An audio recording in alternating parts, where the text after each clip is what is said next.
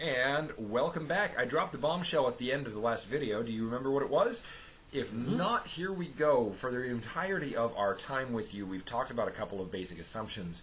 One of those assumptions holds true, and that is that the players will always have a set number of successes in this crazy mixed-up RPG we're designing called Downbelow, narrative-based RPG in a cyberpunk dystopian utopia future. Another of those assumptions that I'm Ian.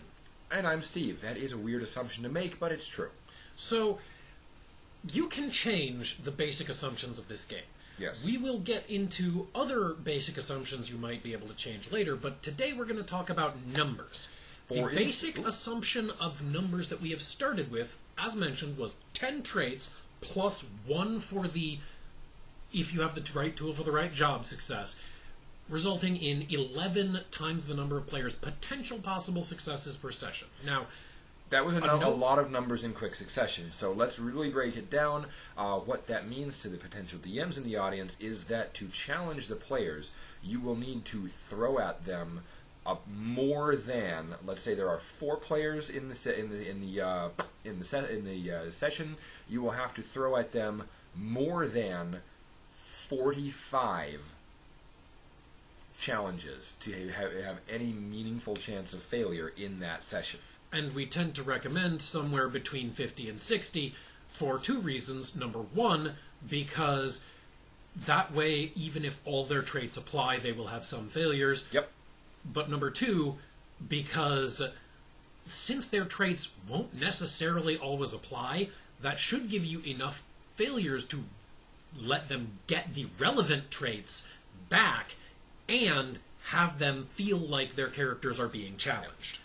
However, we realize that really, for one thing, that's a lot of challenges. There are many games of traditional role-playing games where you'll go through a 4-hour session and really you'll have one, well, what we would represent in the game as one challenge per hour. In Dungeons & Dragons, one monster encounter could easily take up 2 hours, even if it happens to be one of the freewheeling older editions, whereas we would resolve that much more quickly.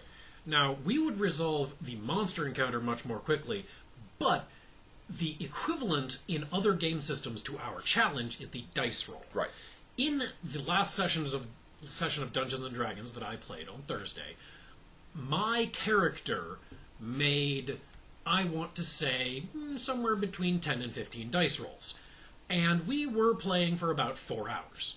This is the average length of a play session for most RPGs. Yep. And somewhere between 10 and 15 rolls, or in our system, challenges, would be pretty natural per player for such a length of time. But Ian, how many players were in that game? The number of players in that game, I'd say somewhere in the normal range. 6 off the top of my head. 6, 4 hours, roughly 10 to 15 rolls per, decent numbers. What would happen, though, if we cut that down to 1 hour?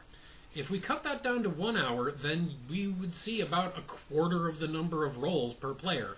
And that would not be a very long time to play a role-playing game at all. But sometimes it happens. Sometimes you only have the lunch break. Sometimes you have a weird confluence where people are in different time zones, and 3 in the morning Central Time is the only time you can meet for about an hour to an hour and a half. It has happened.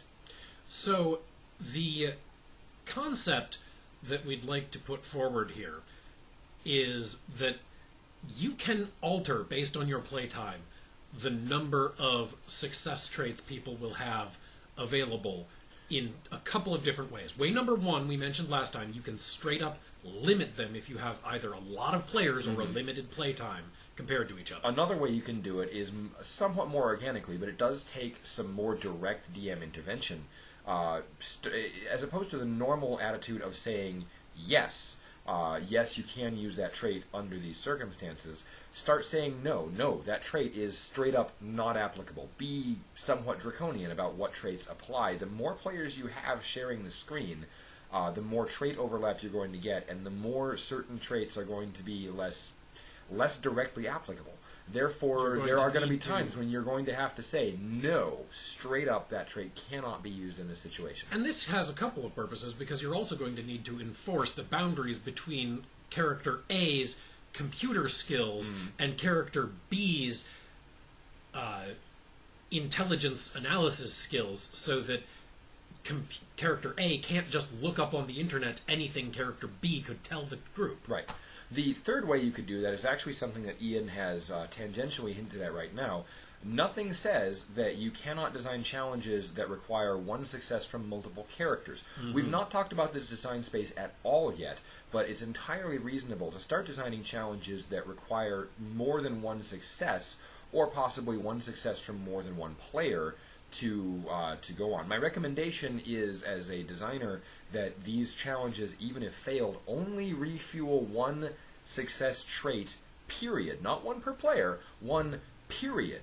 Because otherwise it's very tempting to fail at the group challenges in order to have everyone get something back. It has always been our assumption that only one character will refuel on a failure. But now we've actually said it out loud. So, final thing I will say on today's note of wrenching the system around is that when you are designing challenges to require successes from more than one player, if some but not all of the players are willing to give that success, do be ready to give them a partial result and let them know what that partial result will be. Right.